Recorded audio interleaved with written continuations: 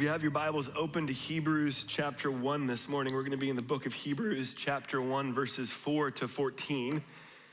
As you're turning there, I'll just say, maybe it's probably a few years ago. I'm not as much now because I can't stay up late anymore, but I used to kind of really get into Fallon. And for a while ago, he had a segment that he did, which was called In Reply To. And what he would do in this is that he would show you a second tweet, and the question was, what provoked that tweet? What was it in response to? And so let me kind of give you a little sense of how this worked in that segment. Here is one in which he pulls up a tweet from Barack Obama in which he says, it's a desperate group of people trying to get our attention, but we must do our best to ignore them. So you might be wondering, what was Obama tweeting towards? What was he responding to? Well, here was the originating tweet that prompted that response when he said this. Someone asked him, describe Dancing with the Stars. Let's get a little sense of how this works now. Here's a second one in which someone had tweeted at Uber, and Uber tweeted back, you simply get into the car of a stranger and they take you to your final destination. The question was, what was that in reply to? And it was this one, describe a murder, all right? I don't think that was great for Uber's brand, but that's neither here nor there, all right? I don't know if you've ever walked up on the second half of a conversation and thought, I don't know how we got here, I don't know what's going on. I still remember, it's probably about a spring break some years ago where I was traveling and we came up in the airport to check our bags, and there were two young college students that were talking with each other, seemingly agitated, and one of them said, I'm so frustrated I could take my pants off and strangle you with them right now, right here. I remember thinking, I don't think that's appropriate or okay. But also, I'd love to know what happened in the last 2 minutes that kind of got to that moment, because that seems a little extreme. What we're going to see in Hebrews chapter 1 this morning is that the writer of Hebrews is going to be speaking about angels and talking about the fact that Jesus is better than angels. And I don't know about you, but angels isn't something I'm often thinking about or talking about. And particularly what was going on in Hebrews chapter 1, verses 4 to 14 is one that would make you and I think, what was this in reply to? Why in the world was the writer of Hebrews going to say to his audience what he's going to say to them about angels in this section in chapter 1 of the book of Hebrews? Because you and I often don't have a context for angels. In fact, when you and I think of angels, this is typically what you and I think of, right? Some kind of like infantile toddler body. In this case, we have young kid faces, but in some pictures of angels, I'll see like adult 40-year-old faces on child bodies, very weird, right? With little wings that really, what are those going to do? Those wings aren't going to take you anywhere, right? And since it's Easter, apparently these angels are getting ready for an Easter egg hunt, and they're carrying ducks, because that's what angels do, right? No, like I don't know what it is that you think about with angels, but I think for the writer of the book of Hebrews and for his audience, and really the biblical portrait shows angels to be something much more like this, right? Something that could, with the wings that could really take you somewhere, and way more fierce, way more intimidating, way more intense, right? Or how about something like this? That I don't know what it is that you think of when it comes to angels, but for the writer of the book of Hebrews, for his audience, and I think the biblical portrait, it's much more something like this. And for the audience of the book of Hebrews, they viewed angels this way, but they didn't just have the correct view of angels, but they went a little too far with angels. Because we know from commentaries, and we're going to see according to this passage as he responds to what was going on, that they actually worshiped angels and they revered angels to a place and to an extent that was inappropriate. They not only did they worship angels, but they began to view angels as those that were going to rule the coming kingdom that was to come. They ended up placing angels in a place in their life that they attributed their satisfaction and even their security to angels. And what the writer of Hebrews is going to do is he's going to go, no, let's back this up. In fact, I need you to see that Jesus is better than angels, and so your response to these angels is inappropriate, and they become, if anything, much more like an idol in your life than what they are intended to be. In fact, idols are those things that provide us a sense of security and the satisfaction that we place our hopes, our dreams, our expectations upon. Often you and I can't identify the idols in our lives until something is often removed from our life, and it creates a chaos. It creates an instability because all of a sudden our very sense of satisfaction and our sense of security gets threatened in a way that is often the only way that sometimes we can identify an idol in our life. It's John Calvin that's referring to idols said this, that every one of us is, even from his mother's womb, a master craftsman of idols. Now, we don't make statues and bend down to them in the way that they did in ancient times, but every single one of us has built and established idols in our hearts that if we're honest with ourselves, it's where we place our sense of satisfaction and even our place of security. That these are these things in our lives that whether it's accomplishment, whether it's approval, whether it's achievement, whether it's our bank account, whether it's a set of circumstances, some things in our lives that often are our source for satisfaction and security. Thomas Owen put it this way, speaking of idols, when he said that one has a God when a finite value is worshiped and adored and viewed as that without which one cannot receive life joyfully. It's this quote that I think helps us often find what those idols are in our lives, because we wouldn't necessarily say that something that's secondary in our life is our source of security and satisfaction. But often you and I realize what is secondary has become primary when that thing becomes removed from our life, and it creates a chaos, it creates an instability, it creates a desperation that reveals that all of a sudden that which was secondary had become primary, and we cannot fathom life apart from this thing. What the writer of Hebrews is going to do for his audience, he's going to say that these angels have become like idols to them, that they become something that was secondary that's become primary, and he's going to reset the order of things for his audience. And I'm going to say by extension for you and I. You and I might have a false view of angels, but often what they were doing with angels is what we do with idols. And so it's going to be just as relevant and applicable for us as we begin to recognize that Jesus is better than not just the angels, but he's better than our idols. That's where the writer of Hebrews is going to take his audience. That's where he's going to take us this morning in Hebrews chapter 1, verses 4 to 14. As we jump in, he's going to make the argument that Jesus is better for two reasons in two ways. The first is going to be this. He's going to say that Jesus gets a better title than the angels. And notice chapter 1, verse 4. Notice where the writer takes us and where we begin. Speaking of verse 4 of Jesus, he says that Jesus, having become as much better than the angels as he's inherited a more excellent name than they. This is the first reason why we can put stock in the fact that Jesus is better than the angels is because Jesus has a more excellent name than they do. Verses 5 and on, we'll talk about what that name is, but names have significance. Some of you may not know this. This is a moment of vulnerability for me, but my legal name is Huey Corry, all right? You don't know that because what utter shame and atrocity that my parents did to me by naming me legally Huey, right? It was a family name, and so the first day of elementary school, first, second, third, fourth grade, roll call comes, Huey, Corry, are you here? I raise my hand, identify myself, and every kid in my grade starts laughing at me. Huey, Dewey, Louie, the ducks that I grew up with, right? I'm still in counseling because of it, because names have significance, all right? I still remember in our young married days, there was a couple that was having their first baby. It was this huge moment, this huge significance of what are we gonna name the child? And throughout pregnancy, they could not reach agreement as to what they were going to name the child. Which is fine and it's cute and all. We're all having little young married fights, and then you kind of get to like you're a month out from that due date. Like you still don't know what you're gonna name the child. They had the child in the hospital, they're holding the child, and they still had not agreed upon the name of the child. They're 2 months after the birth of the child, and they still have not agreed upon the name of the child. They eventually would settle on the fact that the husband just finally gave way and said, fine, honey, you can have the name, right? Names have significance. We battle around names. We have difficulties and stresses around names. Names are important. The name that the writer of Hebrews is going to attribute to Jesus is going to come up in verse 5. Notice what the writer tells us. For to which of the angels did he ever say, you are my son, today I have begotten you. And again, I will be a father to him, and he shall be a son to me.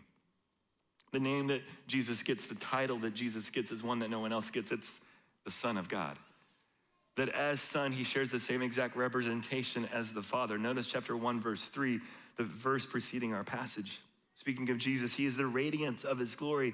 He's the exact representation of his nature, and he upholds all things by the word of his power. The writer of Hebrews, speaking of Jesus, says that Jesus and the Father share the exact same representation. They share the exact same nature, that the Father and the Son are one.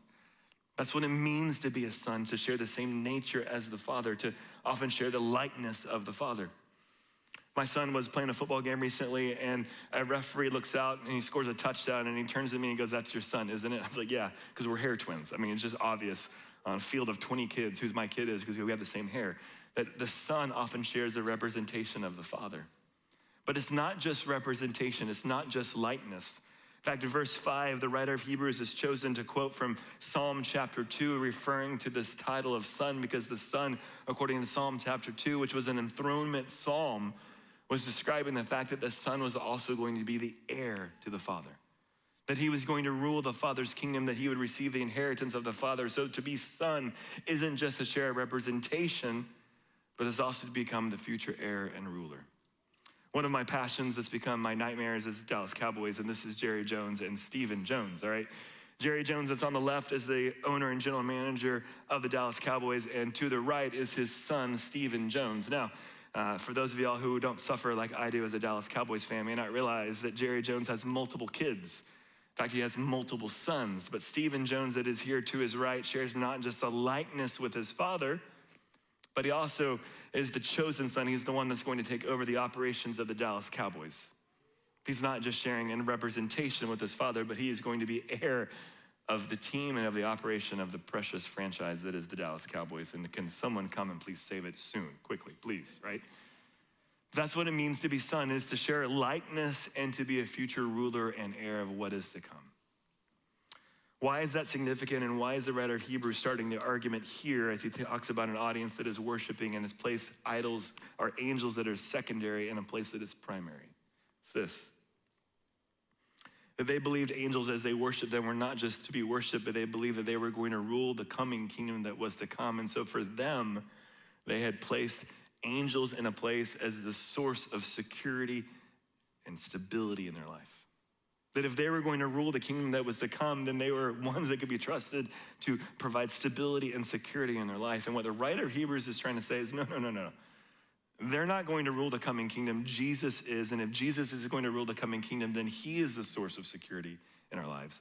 Notice where he goes beginning in verse 8 when he says, but of the Son, he says, your throne, O God, is forever and ever. The righteous scepter is the scepter of his kingdom.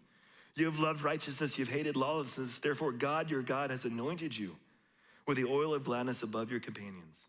You, O Lord, in the beginning laid the foundation of the earth. The heavens are the work of your hands. They will perish, but you remain. And all that you've created will become old like a garment, and like a mantle, you're gonna roll them up, and like a garment that's going to be changed. But you are the same, and your years will not come to an end. Verse 13, but to which of the angels has he ever said, sit in my right hand until I make your enemies a footstool for your feet?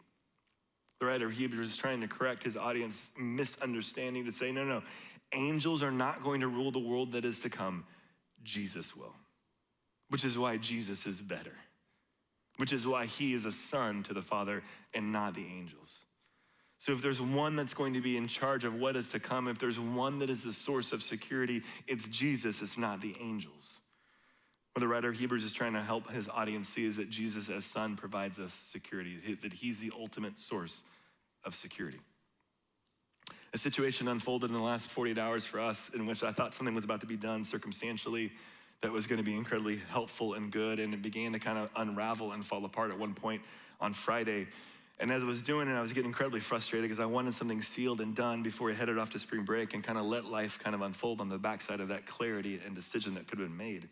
And when it began to fall apart, I got really frustrated. And so for a moment, I decided I was just going to check out, and I needed to kind of escape my frustration. And so I went to Twitter thinking I'd find something on sports. And what Jesus did and said, which is kind of funny, and it doesn't normally happen to me this way, but I ran across two quotes on my Twitter feed, all right? Literally on this topic. And I was like, all right, Lord, I got it. And the first was from Bob Goff, all right? And here's what he said. This is fascinating to me, thinking about the week that was unfolding for me. In which it said, Bob Goff says, the way we deal with uncertainty says a lot about whether Jesus is ahead of us leading or behind us just carrying our stuff. Man. Paul David Tripp said it this way: when you're placing your trust in the sovereign rule of the King of Kings, you won't crave power and you don't need to be in control. I don't know about you in the midst of circumstances or where you are in the midst of this season. I know spring break's right around the corner, which feels fun, but for many of us, maybe there's some elements or there's some pockets of real uncertainty in life. Maybe we're not sure about something with our child. Maybe we're not sure about something with a business. Maybe we're not sure with some finances or a family or health. And there's all kinds of swirling uncertainty that may be there for so many of us.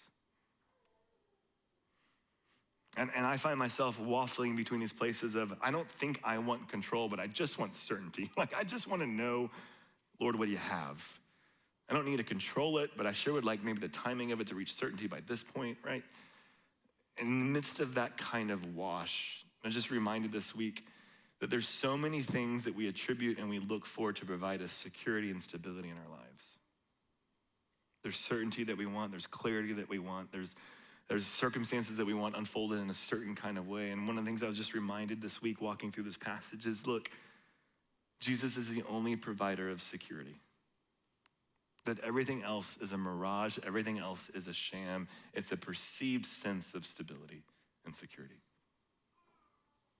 That Jesus alone provides us a security that cannot be shaken, that cannot be thwarted, and that cannot be checked.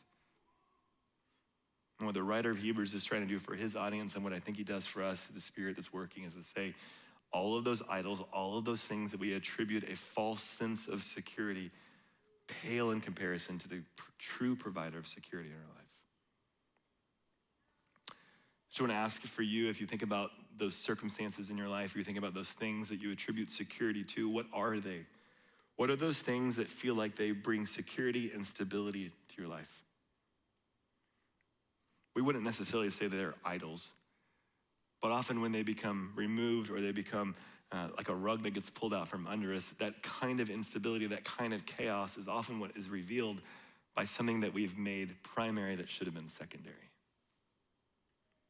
So the writer of Hebrews is trying to drive to that point for his audience, and I think he's trying to drive to that for us as well. Do we trust the Lord? Do we recognize that he's the only one that provides security in our lives, and that all other provisions of security from all other sources are merely mirages, that we just have to trust him and walk step by step? The next thing the writer of Hebrews wants to do here is not just highlight the title of Jesus, but he wants to highlight the task of Jesus. Notice what he's going to do here in verse 6. He's going to move us from a sense of the fact that Jesus provides security, and he's going to move us to an understanding that Jesus also provides us satisfaction. Notice what he does here in verse 6. Speaking of Jesus, and when he again brings the firstborn into the world, he says, and let all the angels of God worship him. It's interesting as you think about what was going on for this original audience, that they had actually been worshiping angels. We don't necessarily do that, but they had been. And they had placed, in a sense, with angels, a sense of provision in their lives and even a sense of satisfaction in their lives. And what the writer of Hebrews is trying to do is say, why would you worship something less when something even better is right there? Every single night in our home, there's a certain pattern that ensues. We have dinner, we sit down at the dinner table together in the midst of all the things that are happening, and we have a sweet moment, connect, have conversations about the day. But about 5 minutes before any of us are done eating, our son has typically finished first, and he ends up asking the same question every time. It's not like, how was your day, or some kind of probing, really insightful question. He just quickly wants to get to dessert. And so he'll always ask, hey, can I have dessert? And at this point in time, typically we've tried to push him off, or we've tried to say, hey, we're gonna all have dessert at the same time together. But eventually at this point, we just kind of let it go. We're like, sure, fine. And here's what he does every single night is he runs to our back freezer and he grabs one of these cheap drumstick ice cream cones, okay? I have zero idea why, but he just loves these with all the might that he has, okay? And at this point in time, you also understand, I'm fine with him eating these because in the same freezer, I have like 2 to 3 cartons of different flavors of Bluebell ice cream. And if he keeps going for the drumsticks, then he's not gonna threaten my supply of Bluebell. So eat your heart out, little buddy, on these drumsticks, all right? So what's the point of this? The point is this, not that I am a selfish father that lets my child have worse ice creams, but he just is just utterly content with, frankly, something that is lesser, right? Why would you be content with the drumstick when Bluebell is just sitting there? In the hierarchy of ice creams, there's a clear distinction and a clear order in the universe, right? Bluebell, drumsticks, maybe Haagen-Dazs, but I can't afford Haagen-Dazs, so Bluebell, right? That's the order of ice creams, okay? And then there's Blue Bunny, that's like somewhere down here, okay? Creamy Creations, we can kind of have it fluctuating. I know we're all in different places with Creamy Creations, all right? That's not the point of the morning or the point of the message, all right? It's this. He's content with something far lesser when something greater is right there. What the writer of Hebrews is trying to draw his attention of his audience to is that they are worshiping and they've grown content in finding their satisfaction in something far lesser when something greater is right there. And because of that, that contentment turns inside of itself and turns on itself and becomes disappointment and it becomes regret when we worship something that is lesser. The writer of Hebrews wants his audience to recognize that it's going to be angels that actually worship Jesus. Verse 6 again, and let all the angels of God worship him. So the writer's point to his audience is obvious. Why are you worshiping that which is going to turn around and worship Christ? Why don't you worship that which is ultimate? And for them, it's not just worship, but it's about their sense and source of satisfaction, that which satisfies us becomes that which we often worship. I feed our dog, which is why he follows me wherever I go, right? That where our satisfaction is found often is what we worship. It's what we give our whole lives to, it's what we give our whole self to. So the writer of Hebrews is trying to draw their attention to the fact that they're worshiping something lesser, and they place their contentment and their satisfaction in a source that can never satisfy to the extent that the ultimate provider of satisfaction can, which is Jesus. I want to ask you this morning, as you think about your own self and you kind of reflective, if Jesus as a son provides us ultimate satisfaction, then where is it you are going to find satisfaction? What are those false pursuits and those secondary pursuits that you place your hopes and your dreams and your expectations upon that will not ultimately satisfy? I love this quote from C.S. Lewis when he says it this way: God made us. He invented us as a man invents an engine. Now, God designed the human machine to run on himself. He himself is the fuel of our spirits that we're designed to burn, or the food our spirits were designed to feed on. There is no other. That's why it's just no good asking God to make us happy in our own way. God cannot give us a happiness and a peace apart from him. There is no such thing.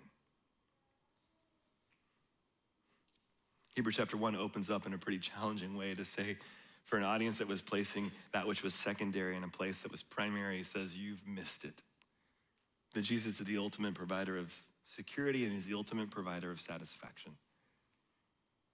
But what I love about how our passage ends and how this section ends is that it isn't about, therefore, recognizing that and then just assembling around Jesus and becoming a spectator as to his glory and his grandeur, but it moves us in a completely opposite direction, not gathering around and becoming stagnant, but moving out. It's basketball season. Many of us know that A&M is about to play a massive game today at 12. We'll get you home in time. Probably not. And if they win, they're in the tournament, hopefully, right? Big game, huge game. But in basketball season, that there's moments where you can just see utter greatness on the court. I'm a Dallas Mavericks fan. I have a huge, not idol, but crush on Luka Doncic, all right? Last summer, I was thinking back to even just the documentary on Michael Jordan, who I got to watch grow up with, and I thought about what would it be like to play with these massive phenoms on the basketball court? Like, how great would it be to actually catch a pass, to shoot a basket, to make a pick? How great would it be to be on the court with them? The more and more I think about it, the more and more I feel like, man, what would be really hard is I think in the midst of their greatness, I would have a tendency to just start to watch, right? I would stop moving and I would stop playing, and I think I would want to just watch them perform like a spectator and like a fan, which is not what the game of basketball is about. But what idols do is they attribute and they pull all that we have to assemble around them and to give all that we have to them, and the end goal of the entire thing is to assemble and to stop and to focus on that. What makes Jesus different is where this passage ends, is it's not about attributing and assembling for worship in and of itself around him, but he's gonna move us out. And what we're gonna see as this passage moves is that Jesus' second task is not just to receive worship, but he's going to dispatch representatives. Notice again, verse 7. And of the angels, he says, who makes his angels winds and his ministers a flame of fire? That notice there's a ministry that these angels are gonna have. There's a purpose that they're gonna have. He's literally going to dispatch them for a purpose and for an end goal and result. He follows up on that in verse 14, and he says, are they not all ministering spirits sent out to render service for the sake of those who will inherit salvation? It's interesting, as he kind of talks about the angels, what we begin to realize and what he's trying to correct for his audience is that these angels were not just gathering in worship as if that's all that they were intended to do. As if they were just gonna behold his glory and they were stopping there and they're done. No. In the midst of that beholding of glory, then that which was ultimately glorious, God himself would then dispatch them for ministry and for service. And if that's what is true of the angels, then it is also obviously true of you and I. That if he dispatches the angels to be representatives of his as ministers that are sent out, then so we are as the church, also that church which is commissioned. One day a week we gather here around him who is infinitely worthy, and we give of our worship and we give of ourselves to him. But 6 days of the other part of the week, we are the church that is not gathered, but the church that's commissioned and sent out. That is representatives in our communities and our workplaces of him who's infinitely glorious, who is the ultimate source of security and satisfaction. And if the angels are dispatched, then so are we. And that's where the writer of Hebrews is trying to wrap up and draw his audience to it in terms of a closing. What do we do with this? That if Jesus is the ultimate source of security and satisfaction, then what do we do is that you and I recognize that we are also those that are dispatched out and commissioned. As we roll towards spring break with Easter 4 weeks away, thinking about how you and I can be dispatched, let me give you a couple ideas and a couple suggestions, especially now that the weather, hopefully in 24 hours, will begin to warm up finally, right? Over the next 4 weeks is a great opportunity to make some fresh investments in the community that the Lord has placed you in. If you look down your street, if you look around the hallway of your apartment complex or wherever it is, can you name the people that are living five doors to your left and 5 doors to your right? If you can't name them or put their names on a map, then you're probably not very far in spiritual conversations with them. If you know Jesus Christ, then you are representatives that have been dispatched and commissioned into the very communities that he's sovereignly placed you into. My question for you this morning is, are you making representation for him who has the ultimate source of security and salvation and satisfaction? Are you building bridges so that others can get to know this one who you worship and who you call king? Next 4 weeks is an awesome opportunity to take moments and to begin to think through how can you begin to build some bridges and deepen some relationships right in the very community that the Lord has placed you. One of my favorite things to do, and we'll do this often as the weather warms and as we head towards summer, is just neighborhood block party. Just inviting neighbors out as it gets warm that you haven't seen them for 3 or 4 months because it's been freezing, inviting them out and creating some gatherings where the neighbors are getting to know one another. We've had new people move in and out of our cul-de-sac, and it's been a great opportunity to begin to befriend and deepen those relationships. And so one of the questions I want to extend to you is, do you know your neighbors? Can you name them?